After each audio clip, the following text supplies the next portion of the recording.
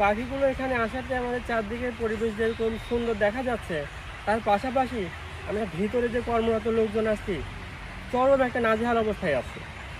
সকাল বিকেল দুপুর নাই, রোদ বৃষ্টি কখনো বাদ নাই, সবসময় ছাতা নিয়ে চলাচল করা লাগে। এই পাখির ঘুর কারণে আমাদের পোশাক আশাক পরিচ্ছন্ন থাকে না। কেউ নামাজ কালাম পড়তে গেলে নতুন করে ওযু করতে হয়, পোশাক চেঞ্জ করতে হয়।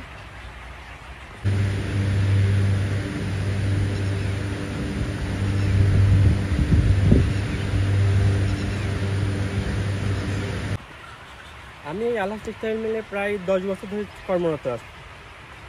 এই পাখিগুলো প্রায় 9 বছর ধরে এখানে বসবাস করে।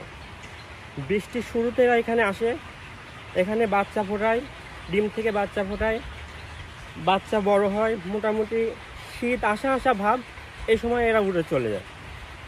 এই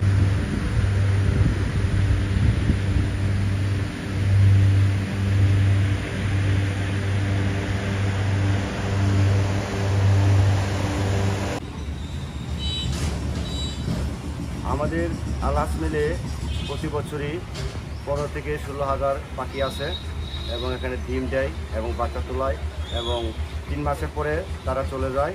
এই পাখির কারণে আমরা ছাতা নিয়ে ঘুরি, পায়খানা করে সমস্যা দাঁড়ায় আমাদের।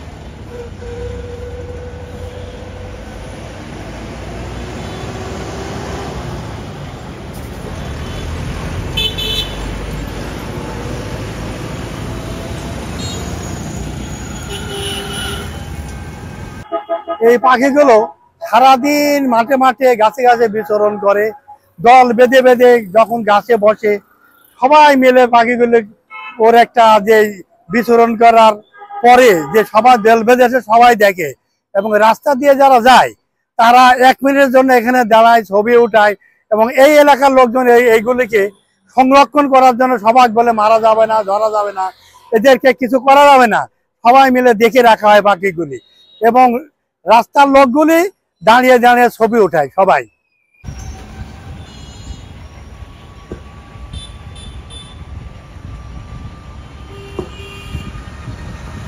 টেক্সটাইল মিলের কাছে রাত্রে থাকে সারাদিন, পাশে একটু গবেষণা, কৃষি ফার্ম, এসব মাঠে বিচরণ করে, সারাদিন শ্রমিক খায়, বিভিন্ন ছোট ছোট মাছগুলা খায়, দিন শেষে রাত্রে আসে থাকে।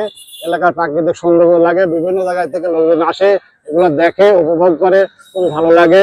আইন শৃঙ্খলার মাধ্যম দিয়ে এগুলা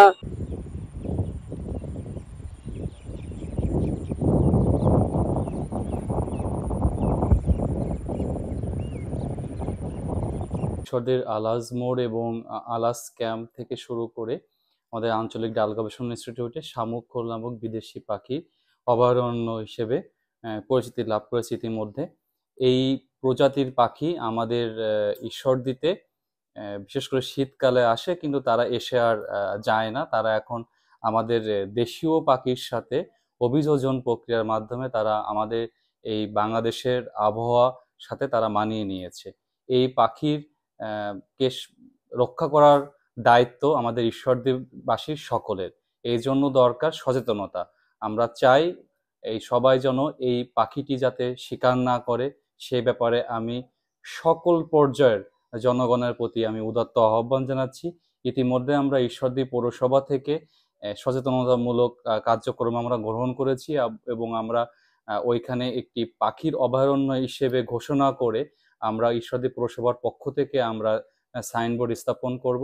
আমি মিডিয়ার সকল সহকর্মীর কাছে এই সবাইকে সচেতন করার জন্য আমি উদাত্ত আহ্বান জানাচ্ছি।